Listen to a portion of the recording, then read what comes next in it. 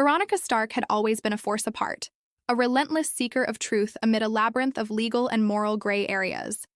In the heart of the sprawling metropolis, where the clamor of injustice echoed in every alley, a single case began to carve its name into the annals of the city's turbulent legal history. It all started on an unusually brisk autumn afternoon when the courtroom buzzed with anticipation. The judge, known for his strict adherence to law and unexpected flashes of empathy, was presiding over a seemingly straightforward case.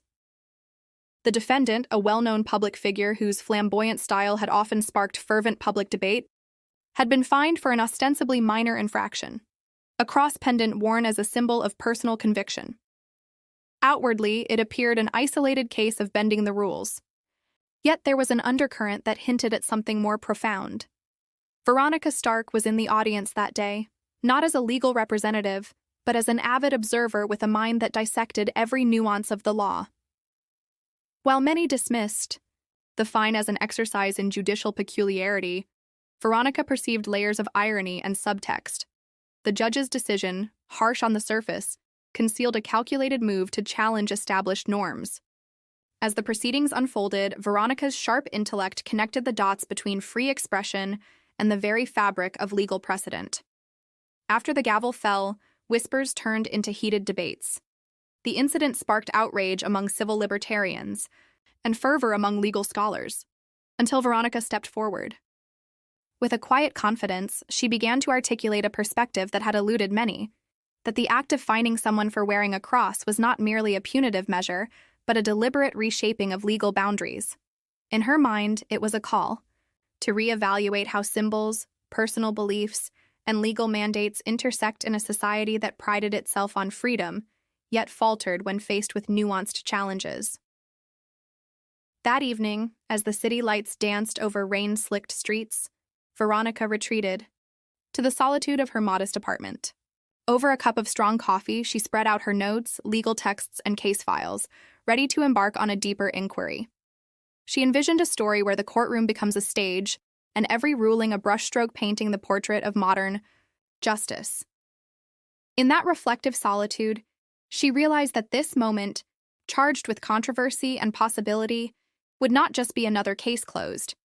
It would serve as the launching pad for her own clandestine journey into the very heart of the legal system. The stage was set. As the echoes of the courtroom faded into the night, Veronica Stark took her first steps into a world where every symbol held a meaning and every ruling was a challenge to be met head-on. A world where the line between right and wrong was as blurred as the city lights on a stormy evening. In the days following the notorious courtroom episode, the city buzzed with questions. Behind closed doors and whispered debates, Veronica Stark found herself drawn ever deeper into the labyrinth of judicial nuances. While the judge's controversial ruling had ignited a public firestorm, Veronica saw it as a flicker, a subtle yet deliberate signal meant for a select few who understood the coded language of the law. Determined to decipher the true intent behind the fine, Veronica began her investigation in the corridors of power and legal scholarship. Her first stop was an old library tucked away in the downtown district, a hidden haven of forgotten legal tomes and manuscripts. Under dim, dust-laden lights, she pored over archived cases, noting how symbols and personal beliefs had historically shifted the scales of justice. Every faded page whispered secrets of past injustices and moments when legal doctrines were quietly rewritten. Her research soon revealed an even darker thread. The case of the cross pendant was not an isolated act of judicial caprice. Instead, it was interwoven with a series of subtle decisions, each bending the rigid structure of legal precedent. This quiet revolution, masked behind legal jargon and courtroom theatrics, had set off ripples in the fabric of civil liberties. Veronica discovered that influential legal minds, often operating under the radar, had long argued for a more flexible interpretation of the law, a system where the human element, with all its inherent complications, could shape justice with empathy and understanding. Late one night, as rain pattered against her window and the city slept beneath a shroud of quiet discontent, Veronica met with an old mentor, a retired jurist whose reputation for progressive rulings had once made headlines. In a discreet candlelit parlor, they revisited landmark cases and dissected the judge's decision. The mentor's voice, heavy with both regret and hope, recalled times when personal conviction clashed with institutional rigidity. "Every ruling is a signature, Veronica," he whispered, "and sometimes the pen chooses a path we never anticipated." Armed with renewed determination and a growing dossier of evidence, Veronica mapped out a plan. Her intent was to expose the calculated manipulation hidden beneath the veneer of legal formalities. With each meeting, with each newfound connection, between legal insurgents and established institutions, the mystery deepened. It was clear that justice here was neither black nor white. It was a spectrum of shadows, where ambition, ideology, and morality intersected. Thus, as dawn broke on another rain-soaked morning, Veronica Stark stepped out into a city alive with tension and promise. Her resolve was unwavering, a commitment to illuminate the murky corridors of legal power, to bring forth the truth that lay concealed in every carefully measured gavel strike. And as the city stirred awake, a new chapter in the saga of modern justice was about to begin, where every secret discovered was a step toward redefining the law itself. Under the somber glow of flickering streetlights and the persistent drumming of rain against the pavement, Veronica Stark found herself confronting a new phase in her investigation. No longer content with gathering scattered whispers in dusty libraries or clandestine meetings under candlelight, she was determined to unearth the driving force behind the judicial maneuvers that had so captivated and divided a city. Veronica's journey this time led her to the heart of a covert syndicate of legal reformers. These were individuals who had, over the past years, subtly influenced decisions in courts and legislatures alike, weaving together strands of dissent that promised to redefine the balance between authority and freedom. In hushed private gatherings, held in the residual spaces of abandoned law offices and forgotten civic halls, these reformers discussed strategies, philosophies, and, most pertinently, the hidden agenda behind the cross-pendant case. It was during one such gathering that Veronica encountered Marcus Bellamy, a charismatic yet enigmatic figure whose reputation in legal circles was both revered and feared. Marcus, with his cool confidence and razor-sharp intellect, had frequently navigated the murky waters between reform and subterfuge. His eyes, gleaming with purpose, revealed both the burden and exhilaration of challenging a system deeply entrenched in tradition. Overheated debates marinated in metaphorical language and legal theories, Marcus hinted at a vast network of influencers dedicated to sowing seeds of change, where every judicial decision was meticulously crafted to challenge the status quo. By odds, Veronica sat across from Marcus in a discreet back room of a neglected courthouse. The gravity of their conversation deepened. They exchanged confidences about the role of symbolism in law, the delicate dance between personal belief and societal order. Marcus disclosed that recent appellate decisions had started to subtly mimic the narrative of the cross-pendant case, a pattern that could not be coincidental, but rather a part of a larger, orchestrated movement. This revelation was bittersweet. While it promised a more humane approach to justice, it also threatened to destabilize the long-held conventions of legal integrity. Buoyed by the promise of uncovering this hidden alliance, Veronica meticulously began collating evidence. She infiltrated digital forums, sifted through reams of confidential memos, and scanned countless case files that all hinted at a covert coalition capable of influencing legal precedent. The deeper she ventured, the more she recognized that the transformation she envisioned was not driven by malice or personal gain, but by a genuine desire to correct imbalances in a system that had grown rigid and at times unjust. Yet beneath these fervent ambitions lay a tension that Veronica could not ignore, a simmering threat that the forces of conservatism were not idly standing by.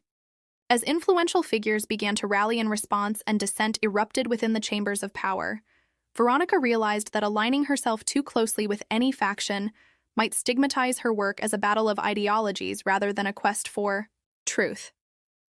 At the precipice of revelation, with the storm outside mirroring the internal tumult of societal change, Veronica pondered the weight of her discoveries. The threads of symbolism, personal conviction, and judicial strategy were interwoven into a tapestry that challenged the very foundations of what justice meant. With resolute determination, she understood that the next steps would not only test her commitment but also redefine the terms under which law and morality coexisted. In the cold light of dawn, as the rain lessened and the horizon hinted at a new day, Veronica Stark prepared to take the next bold step. a move that would force the hidden alliances into the open, and with them, the transformative possibilities of a justice system that was ever evolving. The weight of every secret Veronica uncovered had gradually become an unyielding gravity, pulling her inexorably towards a collision course with the powers that be. The city, already seething with undercurrents of discontent and impending change, now bore the marks of a reckoning that promised to unravel established orders. Veronica's investigation had reached a critical juncture. No longer did she find herself piecing together scattered clues from dusty archives. Instead, she was entangled in a network of coded communications and shadowy alliances. Late one evening, in a clandestine safe house on the outskirts of the city, she intercepted yet another encrypted message, this one from a source known only by the pseudonym Argos. The message carried dire warnings about an imminent crackdown on dissent, orchestrated by those who fiercely guarded the status quo. It insinuated that the very reforms heralded by Marcus Bellamy and his newfound coalition came with hidden costs, a retribution aimed at anyone daring enough to shift the balance of power. Haunted by these cryptic words, Veronica ventured into the heart of the city's underbelly, where abandoned warehouses and forgotten meeting spots served as fora for radical minds. Here, amidst the echo of footsteps and the pervasive chill of isolation, she encountered a mix of idealists and battle-hardened veterans of legal reform. One such encounter was with Elena Morales, a fiery advocate whose own brushes with authority had left scars both visible and unseen. Elena's eyes, alight with defiance and tempered resolve, recounted harrowing tales of surveillance and silent threats that had undermined even the most dignified attempts at justice. Together, Veronica and Elena began connecting the disparate dots of evidence, a mosaic of encrypted emails, discreet financial transfers, and the subtle interplay of public statements and backroom deals. Each revelation tightened the noose around a cabal that operated well within the shadows. The specter of retribution loomed large. Rumors began circulating of legal operatives who were not just reformers, but skilled manipulators of judicial outcomes, individuals willing to bend or break the rules for a cause they deemed just. To Veronica, this was the ultimate irony. A fight for reform intertwined with tactics that echoed the very tyranny they sought to dismantle. The deeper she delved, the more complex the web of loyalties appeared. Friends and foes were no longer distinguishable in the murk of clandestine meetings and coded language. With every additional secret, she risked crossing a line from which there would be no return. Yet, even as external pressures mounted, the discreet warnings from unseen forces and the palpable tension in hushed conversations, Veronica steeled herself for the truth. The time had come to confront those who manipulated justice from the shadows. In a decisive move that bridged the line between investigative journalism and covert operation, Veronica arranged a secret meeting with a high-profile insider rumored to have ties to the inner sanctum of this network. The rendezvous was set in an opulent yet isolated manner, where luxury and decay coexisted in a surreal tableau, much like the ideology of the reformers themselves. As the autumn wind howled outside and leaves scattered like lost promises across the mansion's grounds, Veronica prepared for a confrontation that might either illuminate the encroaching darkness or plunge her further into it. The reckoning was at hand, and in the exchange of guarded words and furtive glances, the scales of justice seemed poised to tip dramatically, setting the stage for a transformation that could either redeem a flawed system or condemn it to even deeper shadows. Under a drenched twilight, as the rain stubbornly etched patterns on deserted sidewalks, Veronica found herself at the converging crossroads of fate and subterfuge. The clandestine undercurrents she had delicately traced through encrypted messages and covert meetings now converged on a singular, inescapable point: the heart of the Syndicate of legal reformers. In the aftermath of the secretive meeting at the opulent manor, Veronica's every step was shadowed by the certainty of an impending storm. The confluence of allies and adversaries loomed larger than ever before. Conversations once whispered in the dim corners of abandoned buildings now exploded into a public arena of suspicion, trust, and calculated risk. In this charged environment, even the slightest misstep threatened to expose both her discoveries and her identity. Determined to widen her circle of trusted informants, Veronica reached out to a network of underground contacts who operated in the margins of legality. One such contact, a resourceful data operative known only as Nightingale, provided her with critical intelligence, damning financial records that traced vast funds flowing suspiciously between influential legal factions and clandestine organizations. These records hinted at a carefully orchestrated strategy to not only reform, but also to control outcomes in high-stakes judicial proceedings. Parallel to these revelations, rumors began to spread of an internal power struggle within the reformist cohort. Old alliances were giving way to fractures fueled by ambition and fear, a rivalry that could be the key to precipitating the long-awaited transformation, or conversely, spiraling into chaos. Veronica sensed that these tensions, if expertly navigated, might open a fissure in the seemingly impenetrable armor of the Syndicate, offering her the perfect opening to expose their machinations. Yet, with each new piece of evidence came a growing sense of isolation. The more she learned, the more the boundaries between friend and foe blurred. In the midst of this disquieting labyrinth, Veronica also received a veiled warning to abandon her pursuit, a stark reminder that those who dared to unmask the enigma guarded their secrets with lethal resolve. The convergence was inevitable. On a mist-shrouded night, Veronica arranged a discreet meeting with an unexpected emissary, a high-ranking member of the Syndicate whose conscience had been silently eroding under the weight of continuous subterfuge. In a run-down diner tucked away in a forgotten quarter of the city, over cups of bitter, cold coffee, they exchanged information in low, urgent tones. The emissary revealed that a critical assembly, a gathering where the fate of numerous reform initiatives would be decided, was imminent. More dangerously, the meeting was not merely a formality, but a strategic maneuver to realign power, orchestrate a smear campaign against dissenters, and consolidate control over the judicial apparatus. Armed with this newfound intelligence, Veronica's determination deepened. The very moment of convergence presented her with a dangerous yet exhilarating choice: to step into the maelstrom, risking everything in the name of truth, or to retreat into the obscurity of safety. The scales of justice, once mere symbols of a system in transition, now bore the tangible weight of a radical metamorphosis, one that could redefine not only the legal landscape, but also the very notion of power and accountability. As the night advanced and the city's heartbeat synchronized with the impending reckoning, Veronica steeled herself for the next phase, a move that would bring her closer to the epicenter of a legal revolution, where every shadow concealed a story and every silence resonated with unspoken truths. In the days following the clandestine diner meeting, the air around Veronica thickened with apprehension. Every shadow seemed to whisper secrets. Every fleeting glance cast doubts on the familiar. The layers of deception that she had slowly peeled away were now threatening to collapse, revealing a chaos deeper than she had ever imagined.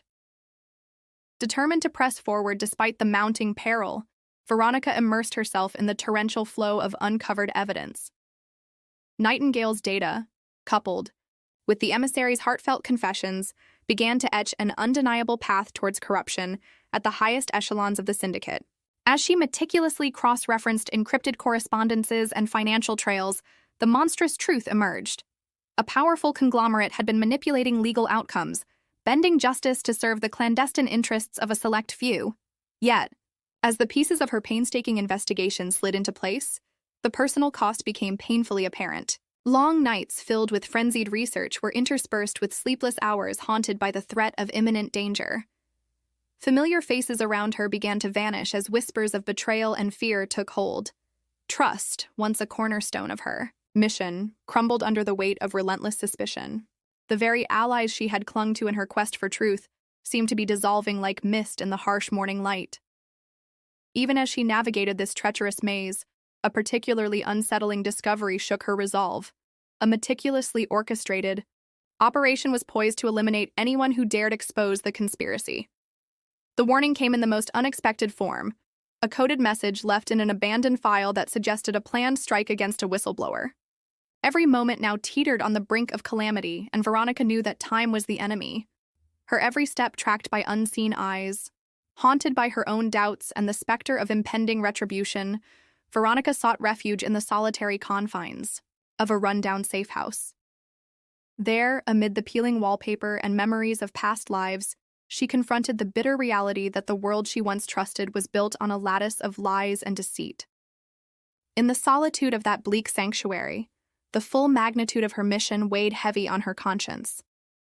The battered pages of her notebooks bore the scars of sleepless nights and relentless pursuit, a testimony to the bravery and desperation that fueled her fight for justice. As the final pieces of the puzzle began to align, a fateful rendezvous loomed on the horizon. This meeting, shrouded in shadows and fraught with uncertainty, promised a reckoning that would ripple through the very foundations of power. Veronica braced herself to meet with an unexpected cohort of dissenters, a group whose integrity had been as tested as her own. In that convergence of fractured trust and shared purpose, the unraveling of a corrupt system took its most dangerous turn. Amid the maelstrom of unfolding events, one thing remained clear. The veil of deceit was tearing. Apart, and in its wake, a turbulent new horizon awaited. Every truth laid bare was a double-edged sword, capable of liberating the silent masses or plunging them into deeper chaos. With resolve hardening like steel, Veronica prepared to confront the enforcers of this shadow regime, aware that the impending clash could forever transform the fabric of justice. In the heavy stillness before dawn, as the city slept beneath a shroud of quiet despair, Veronica felt the weight of a truth too immense to ignore. Every step she had taken, a mosaic of danger, sacrifice, and hope, had led her to this final moment. The sprawling labyrinth of corruption, once so carefully hidden in the myriad of coded messages and clandestine meetings, now lay bare, its dark heart exposed. Veronica arranged the decisive meeting with the coalition of dissenters. This assembly was an eclectic gathering of those wronged by a system built on promises and deceit. Their determination was tempered by loss, yet fueled by the shared vision of a just future. In a secluded warehouse on the outskirts of the city, where shadows and light danced in silent testimony to both despair and resilience, they prepared for the inevitable confrontation. The night was electric with tension and resolve. As files, with damning evidence, were laid out like pieces of an intricate puzzle, every whispered discussion charged the air with anticipation.